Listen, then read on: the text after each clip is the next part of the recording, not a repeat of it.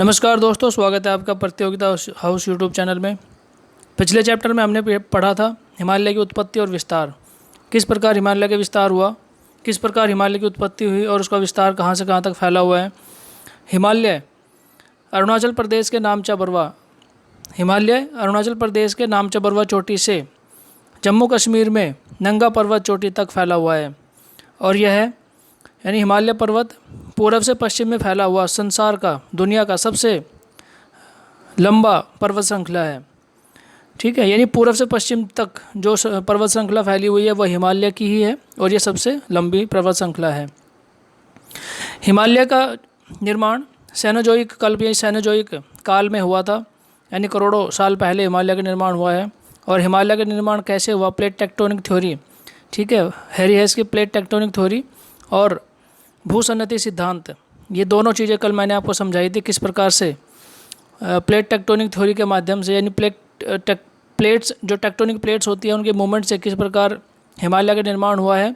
और टैथिस सागर में किस प्रकार से मलबा जमा होने के कारण उसमें वलय पड़ गया, मोड़ पड़ गया, जिसके कारण से कुल्लून पर्वत और हिमालय पर्वत का निर्माण हुआ था। ये सभी चीज़ें हमने पिछले लेक्चर में ऑलरेडी डिस्कस कर ली है। और अब हम डिस्कस करने जा रहे हैं हिमालय, वृद्ध हिमालय और ट्रांस हिमालय। देखिए, हिमालय को 3 भागों में बांटा गया है, वृद्ध हिमालय, लघु हिमालय, शिवालिक हिमालय। तो ये जो 3 भाग है इनको हम अलग अलग डिटेल में डिस्कस करेंगे। और आज जो हम डिस्कस करने जा रहे हैं वो है वृद्ध हिमालय, और इसी के साथ हम डिस्कस करेंगे ट्रांस हिमालय। देखिए, वैसे तो ट्रांस हिमालय इंडिया का पार्ट है, लद्दाख, लेह लद्दाख रीजन जो हमारा है वहाँ पर ट्रांस हिमालय पाया जाता है। ट्रांस हिमालय पर्वत श्रृंखला वहाँ पर पाई जाती है।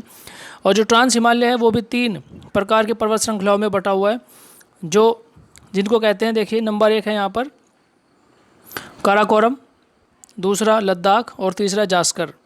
ठीक है, ये जो सबसे पहली जो रेंज है इसको हम कहते हैं काराकोरम, दूसरी जो है उसको कहते हैं लद्दाख और तीसरी है उसको कहते हैं हम जास्कर।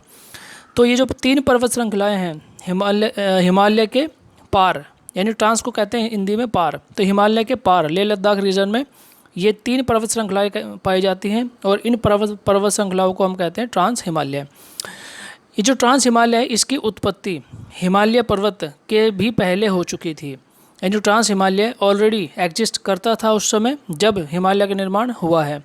तो अगर इस तरह का कोई क्वेश्चन आता है, ठीक है, कि जो हिमालय है और जो ट्रांस हिमालय है, क्या ट्रांस हिमालय हिमालय का भाग है? नहीं। क्या ट्रांस हिमालय के ऊपर जो चोटी पाई जाती है वो हिमालय का पार्ट है? नहीं। ठीक है, तो जो ट्रांस हिमालय है वो पूर्ण रूप से वैसे तो लेह लद्दाख रीजन में पाया जाता है, ठीक है, और जो ट्रांस हिमालय जो हिमालय रीजन है वो कई देशों में फैला हुआ है, जैसे इंडिया, पाकिस्तान, अफ़गानिस्तान, उसके बाद आपका नेपाल आ गया, चाइना आ गया, ठीक है, उसके बाद आपका म्यांमार। तो जो हिमालय पर्वत श्रृंखला है वो कई देशों में फैली हुई है, लेकिन जो ट्रांस हिमालय है वो पूर्ण रूप से भारत के अंदर स्थित है। तो चलिए अभी देखते हैं, इसमें कुछ फैक्ट्स यहाँ पे दिए हुए हैं। देखिए बहुत सारी चीज़ें अभी आपको सीखने को मिलेगी, आप ध्यान से देखते रहिएगा। अभी मैंने आपको बताया ट्रांस हिमालय, तो ट्रांस हिमालय ये जो 3 पर्वत श्रृंखलाएँ आप देख रहे हैं यहाँ पर, काराकोरम, लद्दाख और जास्कर। ट्रांस हिमालय की 3 पर्वत श्रृंखलाएँ हैं, काराकोरम, लद्दाख, जास्कर। इनको आप इसी क्रम में याद रखिएगा, क्योंकि कई बार इनको क्रम लगाने के लिए भी आ जाता है एग्ज़ाम के अंदर। भारत की सबसे ऊंची चोटी K2 या गॉडविन ऑस्टिन, ये भी ट्रांस हिमालय का ही भाग है। देखिए, काराकोरम पर्वत श्रृंखला की सबसे ऊंची चोटी या भारत की सबसे ऊंची चोटी कौन सी है? K2 या गॉडविन ऑस्टिन। वो कहाँ पर स्थित है? काराकोरम पर्वत श्रृंखला के ऊपर। उसके बाद देखिए लद्दाख पर्वत श्रृंखला, ये जो बीच वाली पर्वत श्रृंखला है ये क्या है? लद्दाख, ये वाली। और इसके ऊपर एक चोटी है जिसको कहते हैं राकापोसी। तो राकापोसी लद्दाख पर्वत श्रृंखला के ऊपर राकापोसी चोटी वो संसार की सबसे तेज़ ढाल वाली चोटी है, सबसे तेज़ ढाल वाली चोटी है। उसके बाद बात करते हैं, देखिए लद्दाख जास्कर पर्वत श्रृंखला की, ये यहाँ पर जास्कर पर्वत श्रृंखला है। ठीक है, तो इस प्रकार से 3 पर्वत श्रृंखलाओं की हमने बात की, काराकोरम, लद्दाख, जास्कर, जो कि ट्रांस हिमालय का पार्ट है। और K2 या गॉडविन ऑस्टिन 8611 मीटर जिसकी ऊंचाई है वो कहाँ है? काराकोरम पर्वत श्रृंखला के ऊपर है। काराकोरम पर्वत श्रृंखला के ऊपर कई सारे ग्लेशियर भी पाए जाते हैं, जैसे आपका सियाचिन ग्लेशियर, वो काराकोरम पर्वत श्रृंखला के ऊपर पाया जाएगा।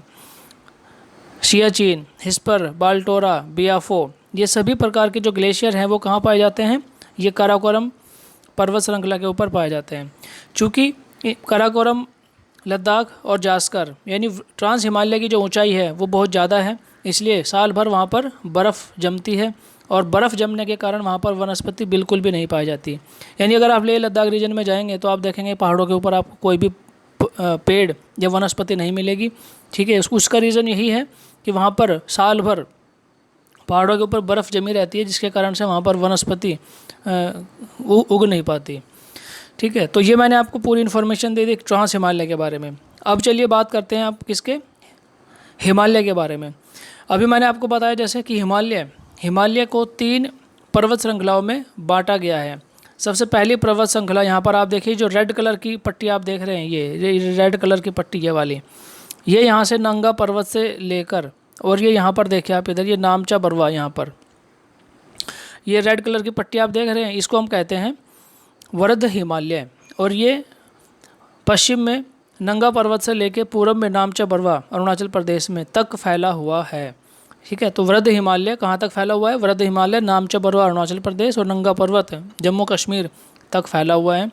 और दुनिया की जितनी भी ऊंची चोटियाँ हैं, जैसे अगर आप बात करें एवरेस्ट, ठीक है, धौलागिरी, अन्नपूर्णा, मनसालू, कंचनजंगा, ये सभी दुनिया की सबसे ऊंची चोटियों में शुमार हैं। और ये सभी ऊंची चोटियाँ कहाँ पर स्थित हैं?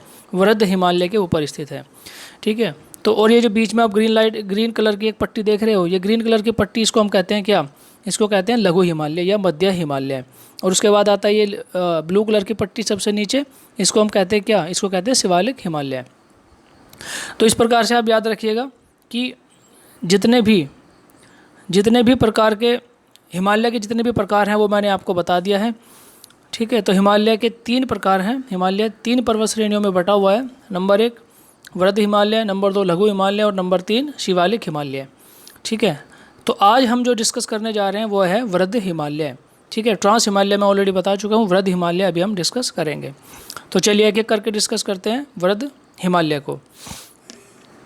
सबसे पहले यहाँ से स्टार्ट करते हैं, इधर से देखिए नंगा पर्वत। ठीक है, यानी वृद्ध हिमालय का पश्चिम हिस्सा है नंगा पर्वत। और नंगा पर्वत की ऊंचाई है कितनी? 8126 मीटर। ठीक है, यहाँ पर आप देखिए। उसके बाद अगर हम बात करें उत्तर से दक्षिण की तरफ चलते हुए, ठीक है, उत्तर से दक्षिण की तरफ अगर बात करें पश्चिम से पूर्व की तरफ, ठीक है, तो एग्जाम में जो क्वेश्चन आता है वो कई बार क्वेश्चन इस तरह से भी आता है कि 3 या 4 पर्वत चोटी आपको दे देगा और आप उससे पूछेगा कि इनको क्रोनोलॉजिकल ऑर्डर या ऊपर से नीचे या पूर्व से पश्चिम या उत्तर से दक्षिण की दिशा में लगाइए। ठीक है, तो चलिए हम एक एक करके ऊपर से नीचे डिस्कस करते हैं। देखिए, जब ऊपर से नीचे आएंगे तो सबसे पहले यहाँ पर आता है आपका ये पर्वत श्रृंखला, और इसको कहते हैं क्या? बंदर पुच्छ। उसके बाद नेक्स्ट आता है आपकी ये पर्वत श्रृंखला और इसको कहते हैं नंदा देवी की ऊंचाई है 7816 मीटर। और ये दोनों कहाँ मिलती हैं? ये दोनों मिलेंगे आपको उत्तराखंड रीजन में। उसके बाद नेक्स्ट आगे ये जो लाइन है इसके आगे स्टार्ट हो जाता है कि आपका नेपाल, और नेपाल के अंदर देखिए ये पर्वत श्रृंखला यहाँ पे है और इसको कहते हैं हम अन्नपूर्णा, और अन्नपूर्णा की ऊंचाई है 8091 मीटर। ठीक है, उसके बाद धौलागिरी, यहाँ पर देखिए नेक्स्ट आता है आपका धौलागिरी, और धौलागिरी की ऊंचाई है 8167 मीटर। ठीक है, उसके बाद आगे चलते हैं तो सबसे पहले यहाँ पर आता है आपका ये मनसालू। देखिए मनसालू की ऊंचाई है 8163 मीटर। उसके बाद आता है नंबर किसका? एवरेस्ट का। ठीक है, तो एवरेस्ट की बात अगर यहाँ पर करें तो उसके बाद नंबर आता है एवरेस्ट का। तो एवरेस्ट के बाद यहाँ पर कर लेते हैं। देखिए एवरेस्ट की ऊंचाई सभी को पता ही है 8848 मीटर एवरेस्ट की ऊंचाई है। उसके बाद बात करते हैं देखिए मकालू, यहाँ पर देखिए मकालू, और इसकी ऊंचाई यहाँ पर दी हुई है 8485। उसके बाद नंबर आता है कंचनजंगा, और कंचनजंगा कहाँ पर है? सिक्किम में। सिक्किम भारत का हिस्सा है और इसकी ऊंचाई है 8586 मीटर। ठीक है, और नामचा बरवा अभी मैंने आपको बताया अरुणाचल प्रदेश में पड़ता है, इसकी ऊंचाई है 7782 मीटर। ठीक है, तो इस प्रकार से वृद्ध हिमालय के ऊपर जितने प्रकार की चोटियाँ पाई जाती हैं और उनकी ऊंचाई क्या क्या है वो अभी मैंने आपको बता दिया। अब इनका क्रम आप कैसे याद रखेंगे? देखिए ऊपर से नीचे आप याद रख सकते हैं या फिर आप नीचे से ऊपर भी इस तरह से भी आप याद रख सकते हैं। सबसे पहले आप कंचनजंगा से स्टार्ट कीजिए, फिर मकालू, एवरेस्ट, मनसालू, ठीक है, मैंने तो इसी तरह से याद किया था, कंचनजंगा, मकालू, एवरेस्ट, मनसालू, धौलागिरी, अन्नपूर्णा, उसके बाद नंदा देवी और बंदरपुछ। जब आप इसको बार बार रिवाइज करेंगे तो याद रखने का कोई प्रॉब्लम नहीं है। मेमोरी ऐसी होती है कि जब आप बार बार एक ही चीज़ को रिवाइज करते हैं तो वो आपकी मेमोरी में फिट हो जाता है। ठीक है, उसके बाद आगे चलते हैं। देखिए वृद्ध हिमालय, वृद्ध हिमालय यानी अभी पिछले लेक्चर में मैंने आपको बताया था कि पूरब में जाकर वृद्ध हिमालय क्या दक्षिण की तरफ मुड़ जाता है। ये देखिए यहाँ पर ये दक्षिण की तरफ मुड़ गया। पूरब में जाकर वृद्ध हिमालय दक्षिण की तरफ मुड़ जाता है। और दक्षिण यानी अगर बात करें म्यांमार में, दक्षिण में यहाँ पे क्या आएगा आपका, हमारे 4 स्टेट्स हैं यहाँ पर। यहाँ पर सबसे पहले आता है अरुणाचल प्रदेश, उसके बाद में आता है आपका नागालैंड, उसके बाद में आता है मिज़ोरम और फिर त्रिपुरा। ठीक है, ये नीचे मिज़ोरम आता है, त्रिपुरा आता है और नागालैंड आता है। ठीक है, तो यहाँ पर देखिए, सॉरी ये मणिपुर आता है इधर, यहाँ पे ये मिज़ोरम है नीचे, ये यहाँ पर मणिपुर है और उसके ऊपर आता है नागालैंड, और ये यहाँ पर आता है आपका क्या, अरुणाचल प्रदेश।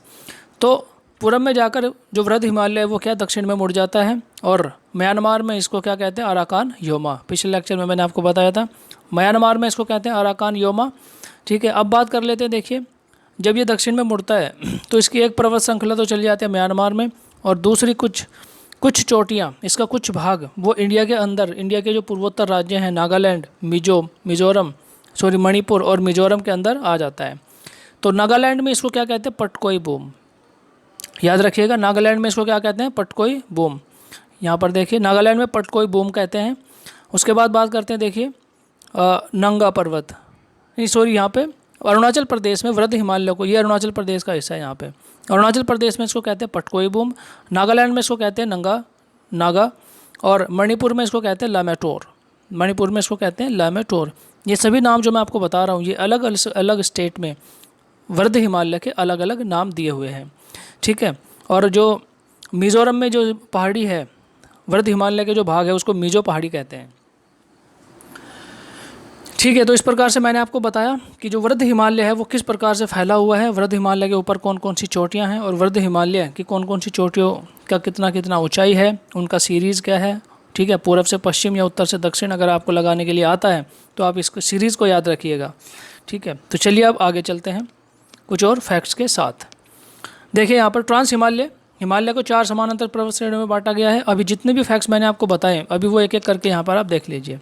ट्रांस हिमालय यहाँ पर दिया हुआ है, तो ट्रांस हिमालय की 4 समांतर श्रेणियाँ हैं। देखिए ट्रांस हिमालय, वृद्ध हिमालय, लघु हिमालय और शिवालिक हिमालय, ये मैंने आपको अभी बता ही दिया। उसके बाद ट्रांस हिमालय की अगर बात करें तो ये हिमालय के उत्तर में 3 पर्वतों से मिलकर बना हुआ है। कौन कौन सी है, काराकोरम है, लद्दाख है और जास्कर है। तो ट्रांस हिमालय का निर्माण हिमालय से पहले हो चुका था। ओके, तो trans Himalaya Eurasian plate, tectonic plate का हिस्सा है। पिछले लेक्चर में मैंने आपको टेक्टोनिक प्लेट बताई थी 5। ठीक है, तो उसमें से जो यूरेशियन टेक्टोनिक प्लेट है, हाँ 6 टेक्टोनिक प्लेट मैंने आपको बताई थी। ठीक है, तो जो हिमालय रीजन है वो इंडो ऑस्ट्रेलियन टेक्टोनिक प्लेट में आता है, और ये जो ट्रांस हिमालय है ये यूरेशियन टेक्टोनिक प्लेट के अंदर आता है। ठीक है, तो उसके बाद आगे देखिए, अधिक ऊंचा होने के कारण हिमालय हिमाच्छादित रहता है। इन ट्रांस हिमालय हिमाच्छादित रहता है। हिमाच्छादित मतलब वहाँ पर साल भर बर्फ़ जमी रहती है और इसी कारण वहाँ पर वनस्पति नहीं पाई जाती। ठीक है, नेक्स्ट कुछ फैक्ट आगे देखिए। भारत की सबसे ऊंची चोटी K2 गॉडविन ऑस्टिन, ये देखिए मैंने आपको बताया कहाँ है, काराकोरम पर्वत श्रृंखला के ऊपर है। गॉडविन ऑस्टिन काराकोरम पर्वत श्रृंखला पर स्थित है, और यहाँ पर कुछ ग्लेशियर भी पाए जाते हैं। ग्लेशियर मतलब बर्फ़ के पहाड़ या बर्फ़ की नदियाँ। ग्लेशियर किसको कहते हैं, बर्फ़ की नदियाँ, यानी जहाँ पर साल भर बर्फ़ जमा रहता है। ठीक है, तो सियाचिन, हिस्पर, पियाफो, बाल्टोरा और ससाइमी, ये 5 ग्लेशियर हैं काराकोरम पर्वत श्रृंखला के ऊपर। बहुत इंपॉर्टेंट है, क्वेश्चन आ जाता है। नेक्स्ट आगे चलते हैं।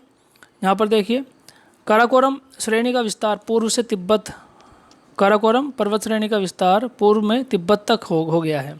ठीक है, और तिब्बत में इसे कैलाश पर्वत श्रेणी कहते हैं। ठीक है, तो अगर हम बात करें, देखिए यहाँ पर मैं आपको बताता हूँ कैलाश पर्वत श्रेणी ये कहाँ बता रहा है। यहाँ पर आप देखिए, ये जो काराकोरम पर्वत श्रृंखला है आपकी ये, ठीक है, काराकोरम पर्वत श्रृंखला है। तो काराकोरम पर्वत श्रृंखला का विस्तार इसने बताया कि कहाँ तक हो चुका है, इधर तिब्बत तक। तो इसको आप ऐसे एक्सटेंड कर दीजिए, यहाँ से ऐसे, ऐसे और ऐसे। ठीक है, तो तिब्बत के अंदर ये जो काराकोरम पर्वत श्रृंखला है ये वाली, इसको तिब्बत के अंदर ये जो इस प्रकार से आगे एक्सटेंड हो गया है, बढ़ा हुआ है, इसी को कैलाश पर्वत कहते हैं यहाँ पर। ठीक है, इसी को क्या कहते हैं, कैलाश पर्वत। ठीक है, याद रखिएगा। नेक्स्ट आगे चलते हैं। लद्दाख श्रेणी काराकोरम के दक्षिण में स्थित है। लद्दाख श्रेणी काराकोरम के दक्षिण में स्थित है। ओके, ये मैंने आपको मैप में दिखाई दिया। और लद्दाख श्रेणी में राकापोसी चोटी है, जो कि चोटी विश्व की सबसे तेज़ ढाल वाली चोटी है। ये मैं ऑलरेडी आपको बता चुका हूँ। ठीक है, नेक्स्ट आगे देखिए। लद्दाख श्रेणी दो नदियों के बीच स्थित है। लद्दाख श्रेणी दो नदियों के बीच स्थित है। कौन कौन सी? शोक नदी और सिंधु नदी। सिंधु नदी लेह लद्दाख से होकर गुजरती है, और जो लेह जिला है, लद्दाख का जो लेह जिला है, वो सिंधु नदी के किनारे पर बसा हुआ है। शोक नदी सिंधु नदी की सहायक नदी है। ठीक है, और सिंधु नदी तिब्बत में स्थित चीमा युंगडुंग ग्लेशियर से निकलती है। ठीक है, ये सब चीज़ें हम विस्तार से डिटेल में आपको अगले चैप्टर्स में पढ़ाएंगे कि कौन सी नदी कहाँ से निकलती है, वो नेक्स्ट चैप्टर का मैटर है। फिलहाल आप यहाँ पे खाली इन्फॉर्मेशन इतना देख लीजिए। ठीक है, चीमा युंगडुंग ग्लेशियर से निकलती है, और सिंधु नदी लद्दाख व जास्कर पर्वतों के बीच बहती है। ठीक है, नेक्स्ट आगे देखें। यहाँ पर लिखा हुआ है कि जास्कर पर्वत श्रेणी का क्या है। जास्कर पर्वत श्रेणी ट्रांस हिमालय की दक्षिणतम श्रेणी है। ठीक है, ट्रांस हिमालय की दक्षिणतम श्रेणी है, और सिंधु नदी के दाहिने किनारे पर बसा है। क्या? लेह जिला। लेह जिला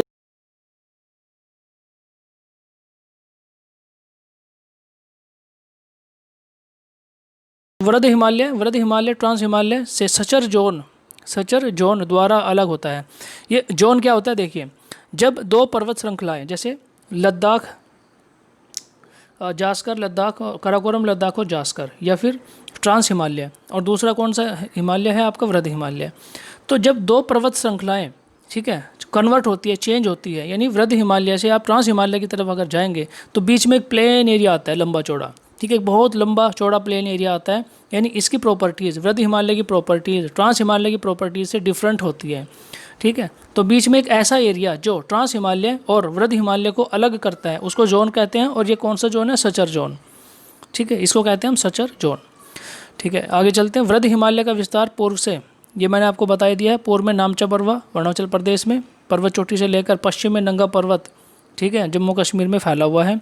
और विश्व की 10 सबसे ऊंची चोटी वृद्ध हिमालय पर स्थित है। देखिए, ठीक है, जो अभी चोटियाँ मैंने आपको बताई थी वो सभी आप याद रखिएगा अच्छे से। तो वृद्ध हिमालय की 4 सबसे ऊंची चोटियाँ वो देखिए यहाँ पर दिया हुआ है। एवरेस्ट इतना, कंचनजंगा, मकालू, धौलागिरी, इनकी ऊंचाई यहाँ पर दी हुई है घटते क्रम में। नेक्स्ट आगे देखिए। विश्व की दूसरी सबसे ऊंची चोटी K2 यानी गॉडविन ऑस्टिन 8611 मीटर, ये कहाँ पर है? काराकोरम लद्दाख श्रेणी ट्रांस हिमालय का भाग है। देखिए, अगर क्वेश्चन ऐसे आता है कि हिमालय K2 गॉडविन ऑस्टिन, ठीक है, संसार की दूसरी सबसे ऊंची चोटी कहाँ पर स्थित है? हिमालय पर? नहीं, गलत हो जाएगा, ट्रांस हिमालय पर स्थित है। ठीक है, तो ध्यान रखिएगा इन चीज़ों का आप। उत्तराखंड में 2 ग्लेशियर हैं, गंगोत्री व यमुनोत्री। ठीक है, मिलाम ग्लेशियर भी उत्तराखंड में ही स्थित है। ग्लेशियर, ठीक है, ग्लेशियर, पर्वतों की चोटियाँ और नदियाँ, ये सब हम आपको अलग अलग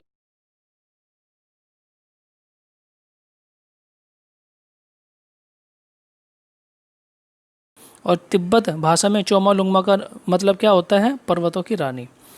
ठीक है, तो ये आप याद रखिएगा। अब एक इम्पॉर्टेंट चीज़ मैं आपको बताने जा रहा हूँ। देखिए, जितने भी फैक्ट्स मैंने आपको बताए रिगार्डिंग टू माउंटेन पीक्स, उनकी हाइट क्या है, ठीक है, वो जो स्लाइड्स में लिखा हुआ है। और ये जो स्लाइड मैं आपको यहाँ पे दिखा रहा हूँ, ये स्लाइड जो मैं आपको यहाँ दिखा रहा हूँ, ये है NCERT से। तो और जो स्लाइड्स में जो फैक्ट्स दिया हुआ है वो अलग अलग बुक से कलेक्ट किया हुआ है। बट मैं ये चाहूँगा कि ये जो NCERT वाला जो फैक्ट्स है, ठीक है, जितनी भी यहाँ पर ऊंचाई दी हुई है कोई भी पर्वत श्रेणी की, ये आप याद रखिएगा। ठीक है, बिकॉज जो NCERT है, वो जो फैक्ट्स है, NCERT का जो डेटा होता है वो हमेशा सही माना जाता है और एग्जामिनर भी उस पर ही रिलाई करता है। तो आप इस फैक्ट्स को भी एक बार देख लीजिएगा। ठीक है, क्योंकि ये जो फैक्ट्स यहाँ पे दिए हुए हैं, जिस पर्वत श्रेणी या पर्वत चोटी की लंबाई यहाँ पर दी हुई है, आप उसी को याद रखिएगा। और एग्ज़ाम में अगर ऑप्शन आता है तो इसी के हिसाब से आप ऑप्शन चूज़ कर सकते हैं। ठीक है, तो इस चैप्टर में फ़िलहाल इतना ही है। नेक्स्ट अभी हमने कवर किया वृद्ध हिमालय, उसके बाद कल के लेक्चर में हम कवर करेंगे लघु हिमालय और उसके बाद शिवालिक हिमालय। जब ये हिमालय की पर्वत श्रृंखलाएँ हमारी कवर हो जाएगी, उसके बाद हम चलेंगे नदियों के ऊपर। ठीक है, और नदियों को हमने 4 पार्ट्स में डिवाइड किया हुआ है। हिमालय यानी सिंधु नदी तंत्र, उसको अलग अलग भागों में हमने बांटा हुआ है। सिंधु और उसकी सहायक नदियों को हम एक पार्ट में पढ़ेंगे, गंगा और उसकी सहायक नदियों को एक पार्ट में पढ़ेंगे, ब्रह्मपुत्र और उसकी सहायक नदियों को हम एक पार्ट में पढ़ेंगे। और उसके बाद हमारा जो प्रायद्वीपीय पठार है, यानी भारत का जो प्रायद्वीपीय पठार है उसमें कौन कौन सी नदियाँ पाई जाती हैं, उसमें बंगाल की खाड़ी में गिरने वाली नदियों को हम अलग पढ़ेंगे, अरब सागर में गिरने वाली नदियों को हम अलग पढ़ेंगे। ठीक है,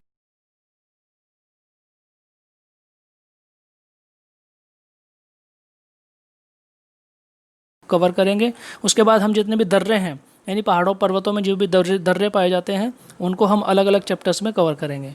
ठीक है, तो इसलिए आप बने रहिए आप मेरे साथ में। और अगर किसी ने ये चैनल को सब्सक्राइब नहीं किया है तो चैनल को सब्सक्राइब जरूर कर लीजिएगा, क्योंकि आपको लॉट्स ऑफ इन्फॉर्मेशन मिलने वाली है और ये जो जर्नी है वो बहुत बेहतरीन होने वाली है। आपको बहुत अच्छा नॉलेज हो जाएगा ज्योग्राफी के रिगार्डिंग अगर आप मेरे साथ जुड़े रहे तो। ठीक है, तो तब तक के लिए, अगले लेक्चर तक के लिए आप इंतज़ार करिए। ठीक है, इस लेक्चर में फ़िलहाल इतना ही है। तब तक के लिए थैंक यू वेरी मच। अगले लेक्चर के साथ कल मिलते हैं। Thank you very much. Thank you.